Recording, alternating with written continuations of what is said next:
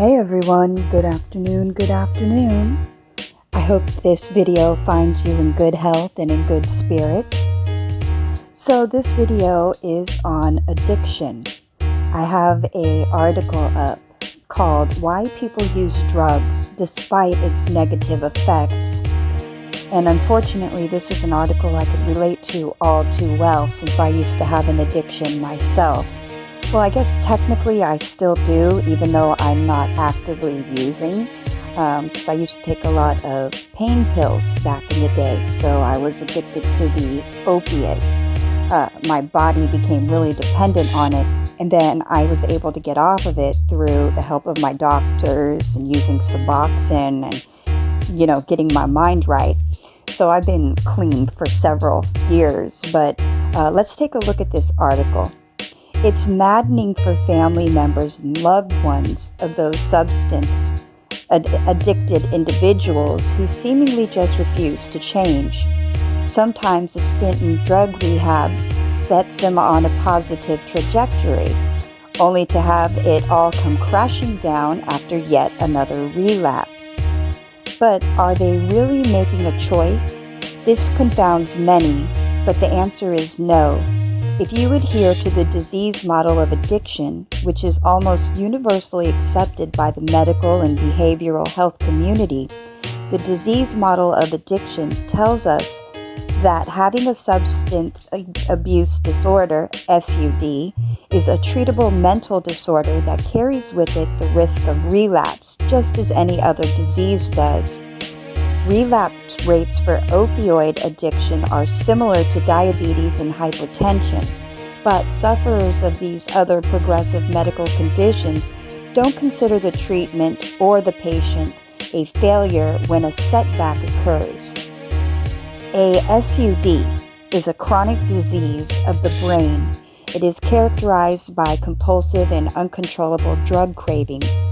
Those who have become physically and psychologically addicted will continue to use and seek out drugs despite the adverse consequences in their lives because prolonged drug abuse creates lasting changes in the brain, rewiring how it works.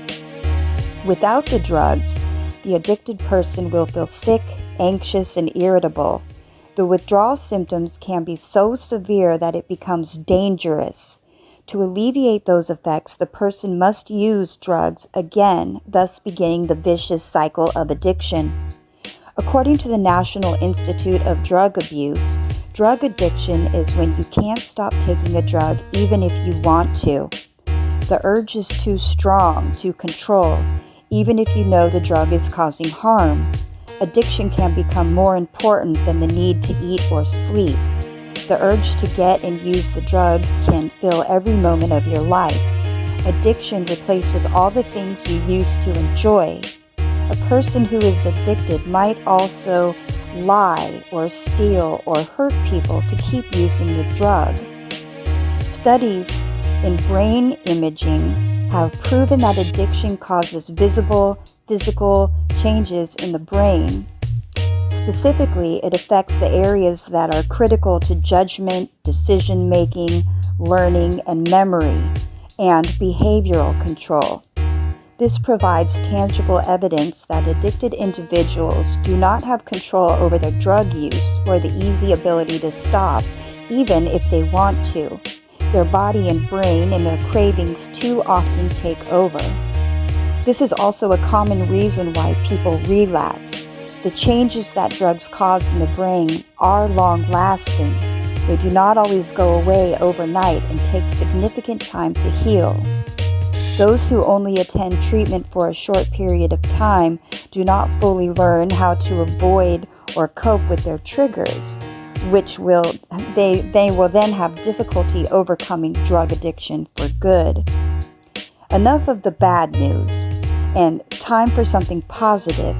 There has never been a better time to seek treatment for a SUD than right now. We have more tools at our disposal than ever before, and this includes recent advancements in medication-assisted treatment called MAT. MAT is the use of medications like Suboxone that reduce cravings and withdrawals. in early sobriety.